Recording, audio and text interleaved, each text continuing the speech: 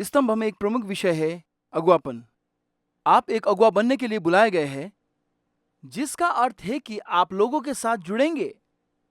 एक अगुवे के रूप में यह बहुत महत्वपूर्ण है कि आप सही लोगों के साथ मिलकर काम करें। आपको हर किसी के साथ मिलकर काम करने के लिए नहीं बुलाया है, पर सही लोगों के साथ मिलकर करने के लिए बुलाया है। लेकिन यहाँ याद रखना महत्वपूर्ण है, आपको सही लोग नहीं मिलते, आप उन सही लोगों को विकसित करते हैं। यह आपकी जिम्मेदारी है। वास्तव में नेतृत्व का मतलब लोगों को विकसित करना है, ताकि वे सेवकाई में एक साथ मिलकर काम करने के लिए सही लोग हो। और पुराने नियम में हमें उन विशेषताओं, सही लोगों के गुणों के बारे में एक तस्वीर दी गई है जिनके साथ हम काम करते हैं, और हमारी टीम को उन्हें उस तरह की व्यक्ति बनाने की जिम्मेदारी है। यह एक ऐसी तस्वीर है जो हमें गिदोन की कहानी में दी गई है। गिदोन की कहानी में हमेशा गिदोन पर ध्यान केंद्रित किया जाता है, लेकिन अगले कुछ मिनटों के लिए मैं चाहता हूं कि आप गिदोन की सेना पर ध्यान दें, खुद गिदोन पर नहीं, बल्कि उन 300 लोगों पर जो उनकी सेवा का हिस्सा थे, और वो प्रक्रिया जिसके जरिए परमेश्वर ने गिदोन को और उन लोगों को सही लोगों के रूप में सामने लाया, जिनके साथ गिदोन का सेवा करेगा, काम करेगा, युद्ध करेगा। आप गिदोन की सेना को देखते हैं तो आप पाते हैं कि इन लोगों में 4 विशेषताएं हैं। ये 4 विशेषताएं हैं जो मुझे लगता है कि सही विशेषताएं हैं, जिन्हें हमें अपने लोगों में विकसित करने की जरूरत है, ताकि वे निर्माण के लिए सही लोग बन सके। पहली विशेषता यह है कि वे 300 बहुत जिम्मेदार थे। गिदोन की कहानी यह है कि एक दुश्मन सेना है जो उन पर हमला करने जा रहे हैं, और उन्हें इस सेना के खिलाफ लड़ने की जरूरत है। इसलिए सभी लोगों से लड़ने के लिए आगे आने का आह्वान किया गया है। और ऐसे हजारों लोग हैं जो आते हैं, लेकिन उनमें से ज्यादातर डर के कारण चले जाते हैं। डर उन्हें आगे बढ़ने से रोकता है, और फिर भी जो लोग रुकते हैं उनमें यह जिम्मेदारी की भावना होती है कि परमेश्वर उन्हें क्या करने के लिए बुला रहा है। हमारी दुनिया में ऐसे लोग हैं, हमारे सेवकाइयों में ऐसे लोग हैं, कई बार डर उन्हें रोकता है, ये उन्हें जिम्मेदारी से रोकता है, और कैसे परमेश्वर उन्हें हमारी टीम के हिस्से के रूप में इस्तेमाल करना चाहता है, और परमेश्वर क्या हासिल करना चाहता है। जैसे गिदोन को छोड़ने वाले हजारों लोग, हमारे सेवकाइयों में लोग वे चले जाते हैं, लेकिन वे शारीरिक रूप से छोड़कर नहीं जाते, वे स्वामित्व नहीं लेते हुए जाते हैं। वे काम करेंगे जो आपने उन्हें करने के लिए कहा है, लेकिन वे उस काम की जिम्मेदारी नहीं लेते। और एक अगुवा के रूप में सही लोगों को विकसित करने की आपकी जिम्मेदारी का एक हिस्सा लोगों को केवल आपका समर्थन करने और आपके दृष्टिकोण का समर्थन करने से हटाकर उस दृष्टिकोण को अपनाने, उस दृष्टिकोण की जिम्मेदारी लेने की ओर ले जाता है। एक अगुवा के रूप में आप जिस तरह से उन लोगों को उस बदलाव के लिए विकसित करते हैं, वो ये है कि आप उन्हें ना ही सेवकाई से और ना ही कार्यक्रम से जोड़े, और ना ही सेवकाई से जोड़ना होगा। आपको उन्हें दिल से जोड़ना होगा जिन तक आप पहुंच रहे हैं। अक्सर अगुवे के रूप में जब हम ऐसे लोगों की भर्ती कर रहे होते हैं जो हमारे साथ मिलकर काम करेंगे, तो हम उन्हें अपने संस्थान के इर्द गिर्द, अपने कार्यक्रम के इर्द गिर्द देखते हैं। हम उन्हें अपने कार्यक्रम और संस्थान के प्रति वफादार बनाने की कोशिश करते हैं, लेकिन वास्तव में वो लोग ही है जिन तक हम पहुंच रहे हैं, जिनके लिए हमें उनकी करुणा की भावना होनी चाहिए। क्योंकि अगर उनके मन में उन लोगों के प्रति करुणा और उद्देश्य है जिन तक हम पहुंच रहे हैं, तो वे उस जिम्मेदारी को अपने ऊपर ले लेंगे। जब यीशु क्रूस पर चढ़े तो उन्हें कोई डर नहीं था, उसने संकोच नहीं किया, उसने गिदोन की कहानी में बहुत से लोगों की तरह नहीं छोड़ा। वो क्रूस पर चढ़ गया क्योंकि वो उन लोगों से जुड़ा था जिन तक वो क्रूस के माध्यम से पहुंच रहा था। एक अगुवा के रूप में लोगों को महान जिम्मेदारी और दृष्टि के स्वामित्व के स्थान पर विकसित करने में सक्षम होने में हमारी मुख्य जिम्मेदारी उन्हें लोगों से जोड़ना है। कल्पना कीजिए कि मैं एक बहती नदी के किनारे चल रहा हूं, और इस बहती नदी में मेरी बेटी गिर जाती है। मैं अपनी बेटी को बचाने के लिए उस बहती नदी में कूदने में एक पल के लिए भी संकोच नहीं करूंगा। सारा डर खत्म हो जाएगा, मैं अपनी जान गंवाने के डर के बारे में भी नहीं सोचूंगा, क्योंकि बहती नदी में मेरी बेटी है। मैं कूद जाऊंगा और उसे बचाने की कोशिश करूंगा। लेकिन क्या होगा अगर ये बेटी मेरी नहीं थी? क्या होगा अगर ये मेरी बेटी का पालतू कुत्ता था जो नदी में था? मैं संकोच करूंगा, पालतू कुत्ते और अपने जीवन पर विचार करूंगा, क्या ये वास्तव में इस लायक है? ये मेरा जुड़ाव है, मेरी बेटी के लिए मेरा प्यार, मेरा दिल है जो डर को खत्म करता है। हमारी जिम्मेदारी एक अगुवा के रूप में, आपकी जिम्मेदारी अपने लोगों को विकसित करना है जहां वे लोगों से जुड़े हुए हैं। अक्सर हम अपने लोगों से बहुत निराश हो जाते हैं क्योंकि वे वफादार नहीं होते हैं, वे पर्याप्त जिम्मेदारी नहीं लेते हैं। लेकिन हमने सही काम नहीं किया है क्योंकि हम उन्हें अपने संस्थान या हमारे कार्यक्रम के प्रति वफादार बनाने की कोशिश कर रहे हैं कि जिन तक हम पहुंच रहे हैं उनके प्रति उन्हें वफादार बनाने की जरूरत है। अगर उनमें वफादारी की भावना है, जुड़ाव की भावना है, तो वे केवल आपका समर्थन करने से हटकर दर्शन को अपनाने लगेंगे। गिदोन की सेना की एक दूसरी विशेषता है, वे उस कहानी में अविश्वसनीय रूप से समझदार थे। इस कहानी में आप पढ़ के देख सकते हैं, परमेश्वर गिदोन से पुरुषों को एक परीक्षा देने के लिए कहते हैं जिससे वो पहचान सके कि सेना में किसे होना चाहिए। और ये एक बहुत ही जानबूझकर किया गया परीक्षण है। ये है कि वे पानी कैसे पीते हैं। अगर वे इस तरह से अपना चेहरा नीचे पानी में डालते हैं तो वे अपने आसपास क्या हो रहा है इसके बारे में जागरूक नहीं रह सकते। लेकिन अगर वे इस तरह से अपने हाथों में पानी को चाटते हैं तो वे जागरूक रहते हैं। और इस पुरुषों के लिए परमेश्वर की परीक्षा यह है कि कौन इस बात से अवगत रहता है उनके आसपास क्या हो रहा है, कौन इस बात को नजरअंदाज नहीं करता। गिदोन की सेना की दूसरी विशेषता जो हमें उन लोगों के लिए चाहिए जिन्हें हम विकसित कर रहे हैं, जो हमारे साथ मिलकर निर्माण करेंगे, वह है उनके पास विवेकपूर्ण जागरूकता होनी चाहिए। विवेक की आवश्यकता है।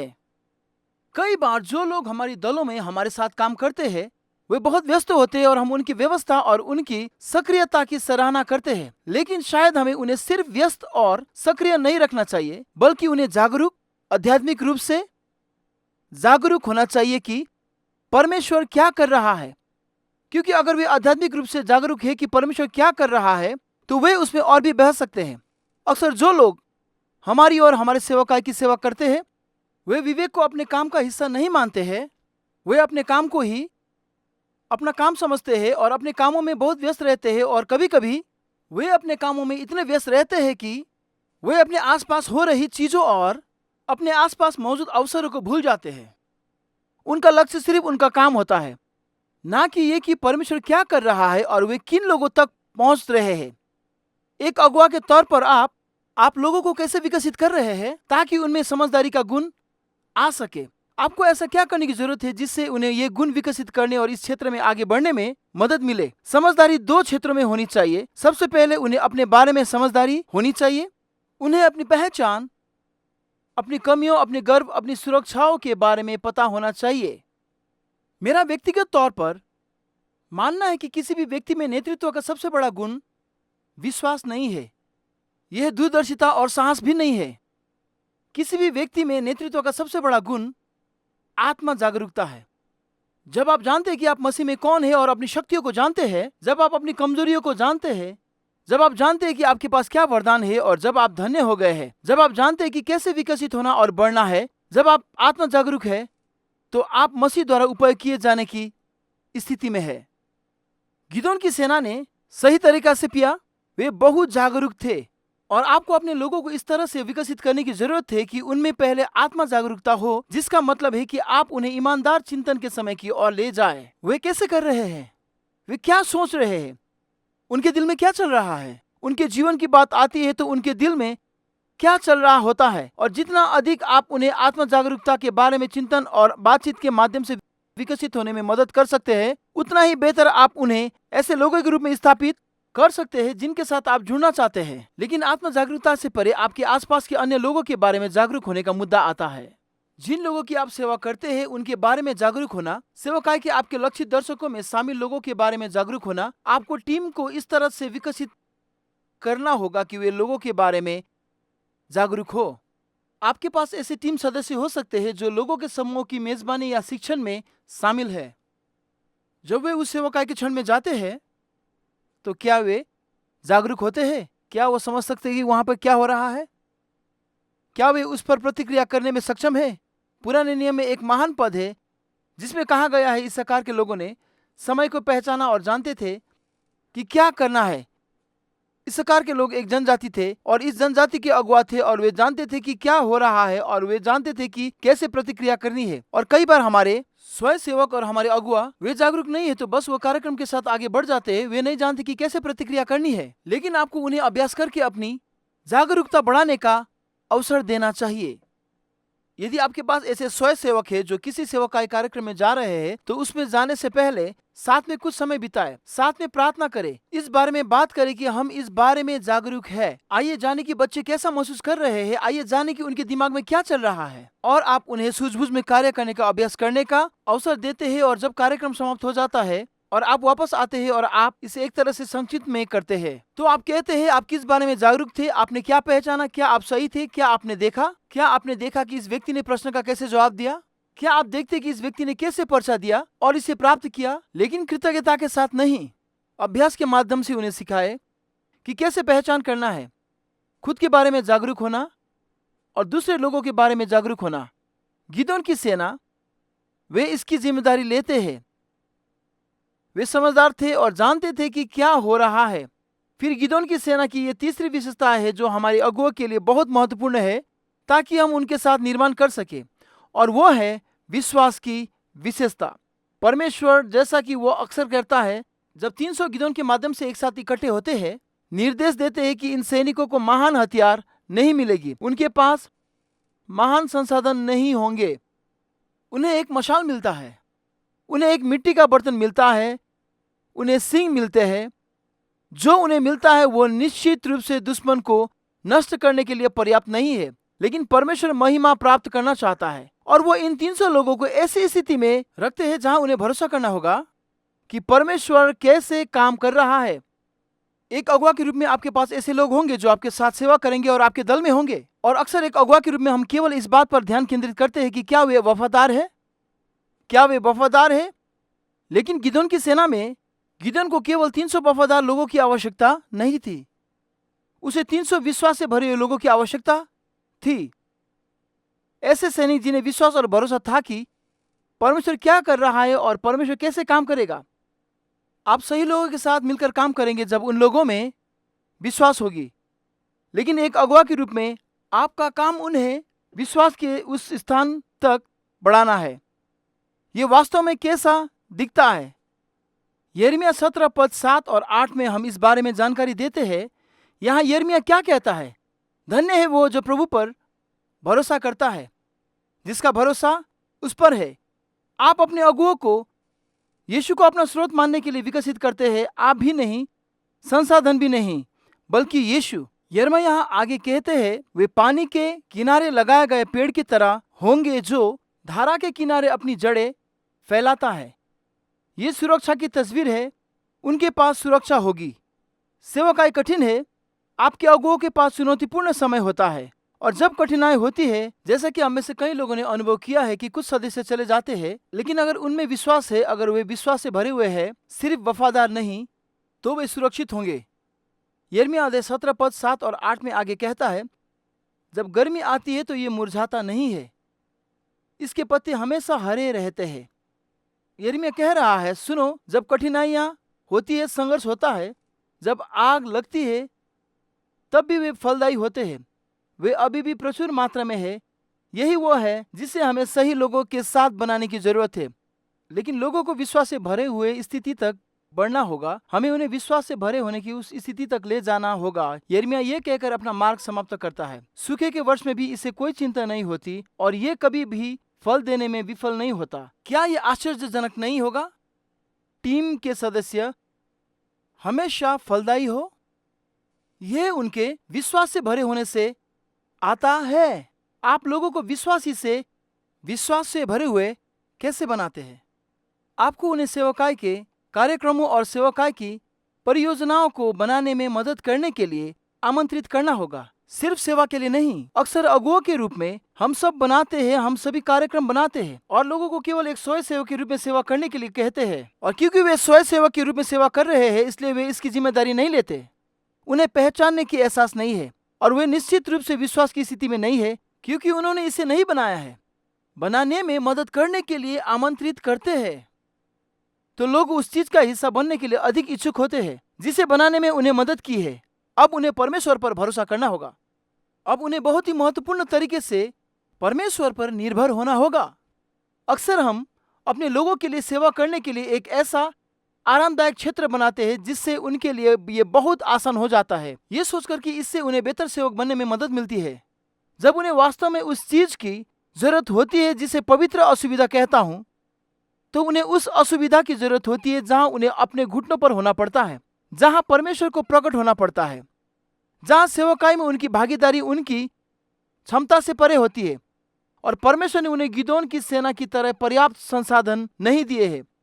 जब आप लोगों को ऐसी जगह पर ले जाते हैं जहां ये पवित्र असंतोष होता है, जहां वे थोड़े असहज होते हैं, जहां वे घबराए हुए होते हैं, तो वे वो लोग हैं जिसके साथ आप निर्माण कर सकते हैं, क्योंकि ये अब उन्हें इस बात से नहीं मापता है कि वे वफादार है या नहीं।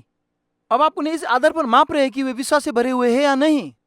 और इसका एक नाजुक हिस्सा उन्हें सेवकाई द्वारा किए जाने वाले कामों के बारे में अपेक्षाएं निर्धारित करने में मदद करना है, क्योंकि वे सेवकाई को बनाने में मदद करते हैं। उन्हें चित्रित प्रक्रिया में आमंत्रित करें और आप उन्हें विश्वास के स्थान पर स्थापित करेंगे और आप इन्हीं के साथ निर्माण भी करेंगे, लेकिन आपको उन्हें उस स्थान पर बढ़ाना होगा। तो यहाँ गिदोन की सेना है, वे जिम्मेदार है। वे सिर्फ समर्थन नहीं करते, वे इससे अपनाते हैं। वे समझदार है। वे सिर्फ काम करने में व्यस्त नहीं है, बल्कि वे जानते हैं कि आत्मा में क्या चल रहा है और वे उसमें बहते हैं। उनमें विश्वास है। वे सिर्फ वफादार विश्वासयोग्य नहीं है, बल्कि उनकी अपेक्षाएं है और विश्वास से भरे हुए हैं।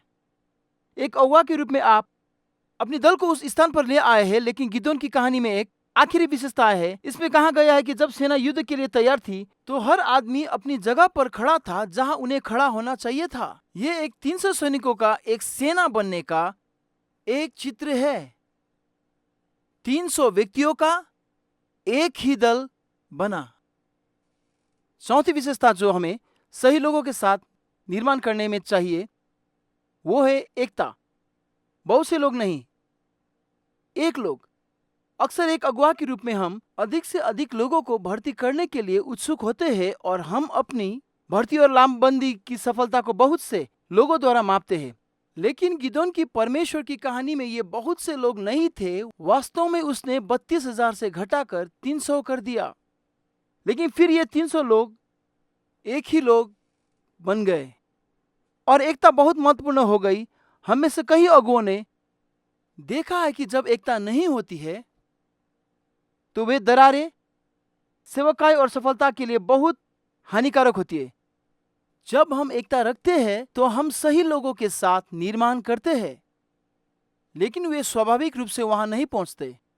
उन्हें उसमें विकसित होना पड़ता है। अब एकता को 2 तरह की गतिशीलता में समझा जा सकता है। राज्य के भावना में एकता है और फिर ऐसा संरेखण है।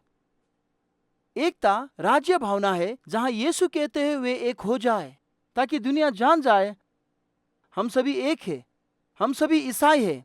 यह एकता है जहां हम एक दूसरे की पुष्टि करते हैं, एक दूसरे से प्रेम करते हैं और एक दूसरे का समर्थन करते हैं। लेकिन फिर एकता है जो संरेखण है। यह आपकी टीम में आपके उद्देश्य के लिए आपके सेवकाई में एकता है। यह संरेखण का हिस्सा है। यही वो है जो आपको अपने लोगों को विकसित करना है। अक्सर हम एकता को केवल तभी परिभाषित करते हैं जब हम दिल और आत्मा से अगुओं को तैयार कर रहे होते हैं, जब हमें वास्तव में इसे एक संरेखण द्वारा परिभाषित करने की आवश्यकता होती है। और आपका काम लोगों को एक ऐसे संरेखण में विकसित करना है जहां वे समझ सके कि उनकी भूमिका क्या है और वे हाथ, घुटने, आंख सभी को एक साथ काम करने के लिए कैसे मिला सकते हैं। जब आप उन्हें सिखा सकते हैं कि वे एक साथ कैसे मिल सकते हैं, तो संरेखण की एकता होती है। जब आप जो हासिल करने की कोशिश कर रहे हैं, जैसे कि गिदोन की सेना सभी सही तरीके से तैनात है, तो उनकी सफलता का माप एक साथ है जो वहां है। जिम्मेदारी, समझदारी, विश्वास, एकता, ये सही लोग हैं जिनके साथ निर्माण करना है। लेकिन एक अगुवा के रूप में आपका काम अपने लोगों को उन विशेषताओं तक बढ़ाना है। वे विशेषताएं मुझे खुद यीशु याद दिलाती है। वो जिम्मेदार था और मिशन का मालिक था। उससे जो कुछ भी हो रहा था उसकी समझ थी।